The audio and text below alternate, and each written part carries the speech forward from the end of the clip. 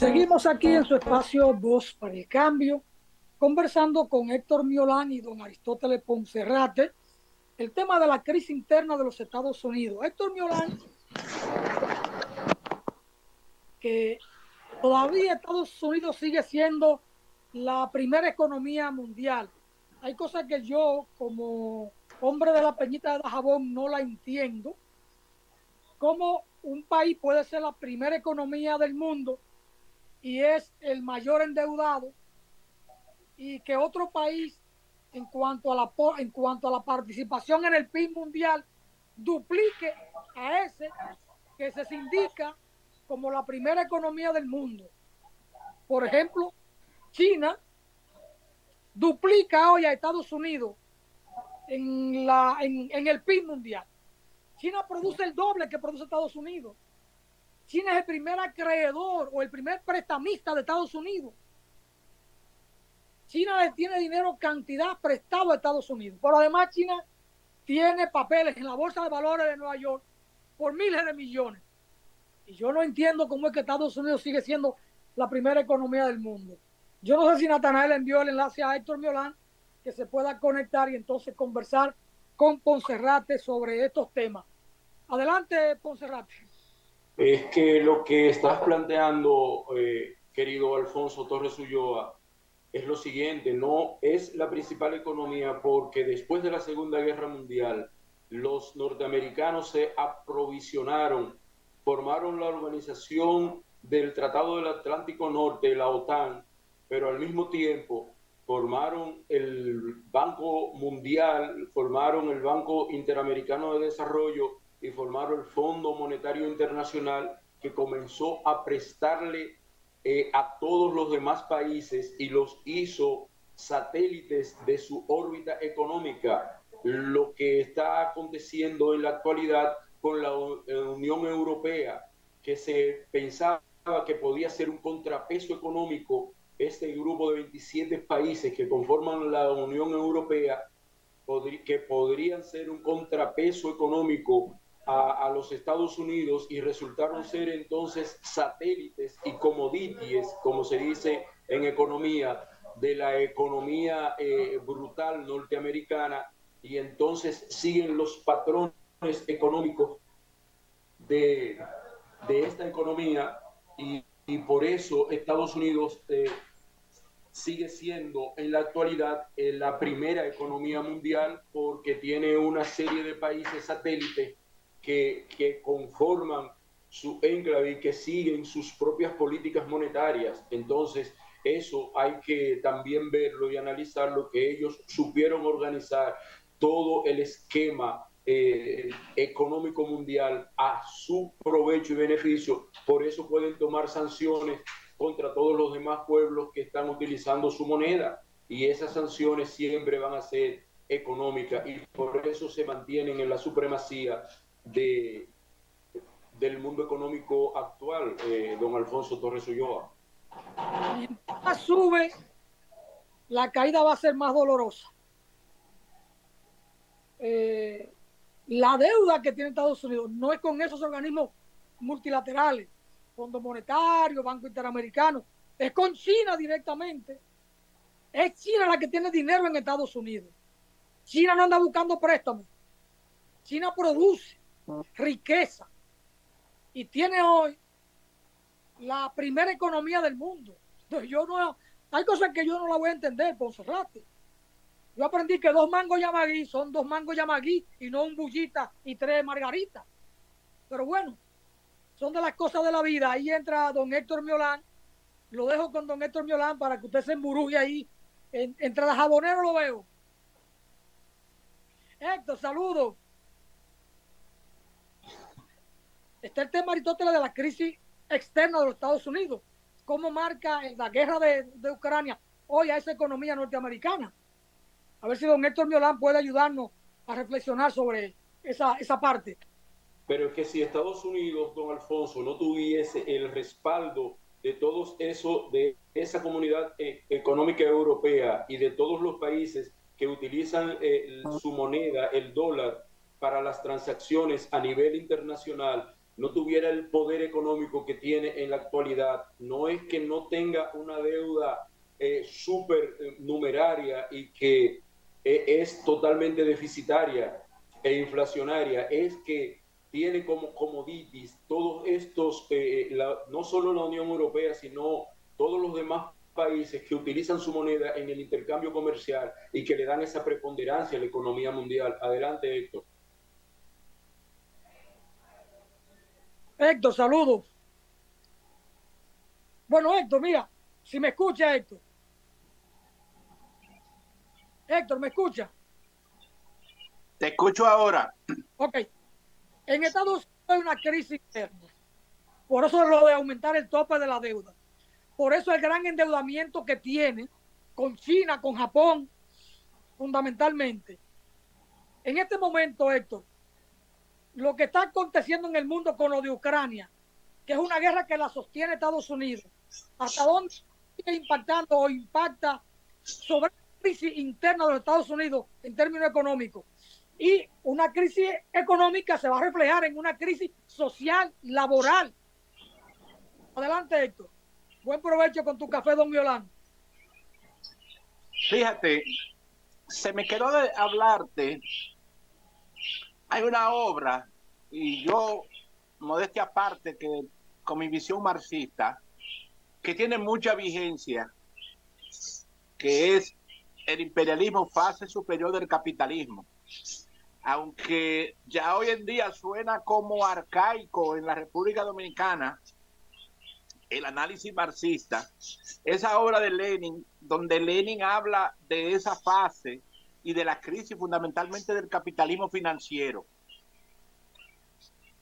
Fíjate, la crisis, el cierre de bancos, la crisis en Wall Street, el cierre, por ejemplo, de Silicon Valley o Silicon, el Valle de Silicon, donde está el corazón de la tecnología, fundamentalmente, la crisis del cierre también del Banco República, First República, y la crisis de todos esos bancos que se manifiestan en poca liquidez en relación a la economía tanto nacional como internacional. Y es ahí. Por ejemplo, no es casual que esta crisis se dé partiendo de ese endeudamiento, de ese techo de la deuda y la intervención del banco privado, que mucha gente tiene la idea de que la FED o ese Banco de Reserva Federal, subiendo el tipo de intereses, es un banco estatal. No, eso es lo mismo que el Banco Central Dominicano. No es un banco estatal, es el banco donde se concentra todo el poder político de las finanzas y de los oligarcas de Estados Unidos fundamentalmente. Entonces, esa crisis buscada a propósito, con intereses oligárquicos, y vuelve el problema de intereses oligárquicos porque la familia, como dominan en Santo Domingo, la familia es oligárquica. Por ejemplo, la crisis de Ucrania viene desde lejos. La gente dice, bueno, es que Ucrania ha sido como la manzana de la discordia históricamente para Rusia, históricamente para lo que fue la Unión Soviética, pero es un poco mucho más atrás. Ya Marx y Lenin, Marx y Engels, hablaban de la cuestión rusa, del orgullo nacional ruso, de aquellos asuntos imperiales, del asunto de la lengua. Pero la gente dice, bueno, no se va a manifestar la guerra en este momento porque Ucrania necesita su libertad. Ucrania como el granero de no solamente de Asia, Euroasia, Rusia y Europa, es prácticamente el granero del mundo entero, no solamente con Argentina. Por ejemplo, el caso de Crimea, pues dice, bueno, los crimeanos, la gente de Crimea decidieron ser rusos por mayoría, estar aliado a Rusia. Entonces, también Marx y Engels hablaban de Crimea, porque no es un problema de ahora. Ahora, la crisis que se está dando actualmente, por ejemplo, es un problema estratégico, es un problema político, es un problema de que si tú no te defiendes, te van a tragar. La gente dice, bueno, la invasión de Putin hacia Ucrania. Bueno, en Ucrania, el poderío de Ucrania, las clases sociales dominantes de Ucrania son inocentes. La gente se olvida del Euromaidán, donde estaba también George Soros y una serie de políticos haciendo la famosa Revolución Naranja para adueñarse, no solamente de eso, o sea, ahí está el mar Báltico, está el mar Negro, ahí está el asunto de los recursos petroleros, los recursos del gas, donde tienen intereses muchos oligarcas norteamericanos. Por ejemplo, el hijo de Biden, no es que Trump sea un loco, no, es que es un problema de clases, en ese sentido. Si esa crisis violaron los acuerdos del Minsk del 2014, hecho en Bielorrusia. Y no es casual que hoy en día el expresidente Poroshenko diga, aprovechamos el caso de Minsk para fortalecernos, comprar armas y hacernos una potencia militar. O sea, eso no es casual. Es el problema del arte de la guerra. Usted se descuida, supuestamente, entonces nosotros nos fortalecemos. Entonces, Rusia no puede permitir que le pongan en sus puertas la OTAN. Entonces, bueno, ¿dónde está el derecho internacional? El derecho internacional es para Occidente, pero para el Oriente, vamos a suponer, europeo o euroasiático, como el de Rusia, no vale, sí tiene que valer. ¿Por qué? Porque ellos tienen que impedir de que la OTAN se le extienda. 1991, el acuerdo quedó verbal, decían, bueno, es que cuando cae todo el proceso de la Unión Soviética, no vamos a extender. Mentira.